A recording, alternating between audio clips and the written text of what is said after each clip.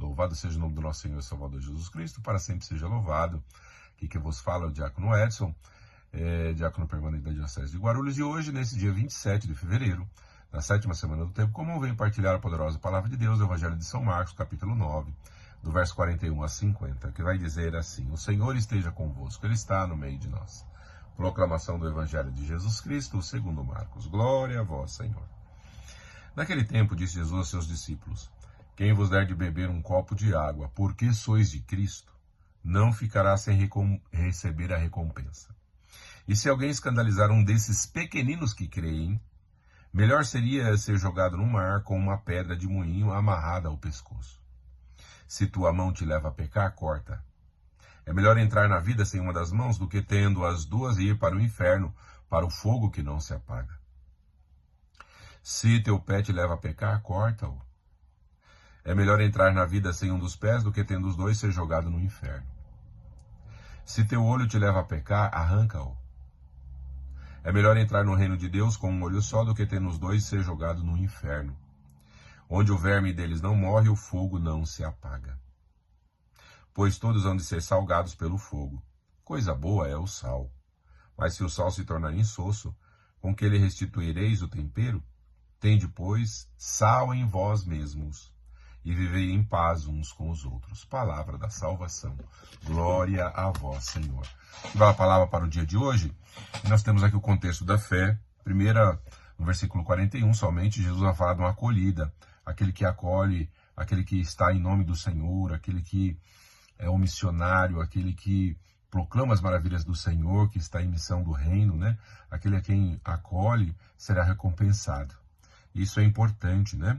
E depois ele vai falar sobre o nosso corpo, sobre as nossas ações, sobre as nossas atitudes, né? Se escandalizar um dos pequeninos, um dos pobres, é melhor colocar uma pedra no pescoço e jogar no mar, porque lá ficará, para não fazer escândalos. Depois ele vai falar de três partes importantes do corpo humano: a mão, o pé e o olho. A mão, se ela te leva a pecar, você corta, mas a mão a gente precisa para o trabalho, para ter dignidade, para o serviço. O pé é necessário para que a gente possa caminhar, mas caminhar na presença do Senhor ou não, depende da nossa atitude. E o olho, se te leva a pecar, também arranca.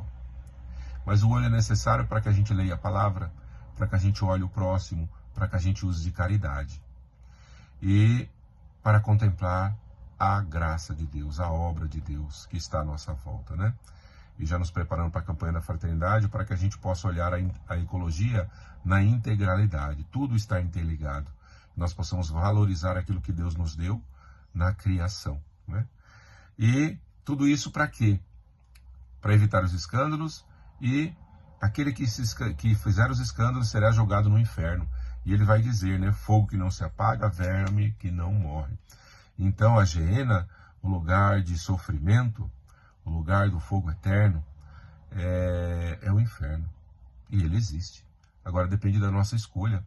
Ou escolhemos o bem, plantamos o bem, colhemos o bem, ou escolhemos o mal, plantamos o mal e colhemos o mal. Isso é para cada um individualmente. Deus nos dá essa graça, dessa liberdade.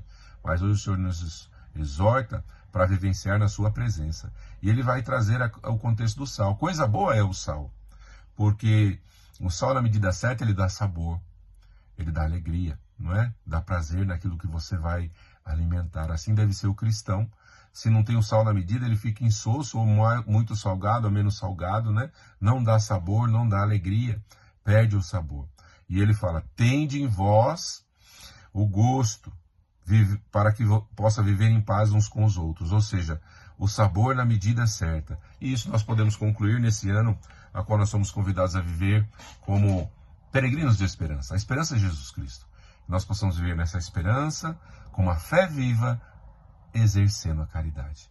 E que nós possamos também, nas nossas orações, rezar pelo nosso amado Papa Francisco, pelo restabelecimento da sua saúde.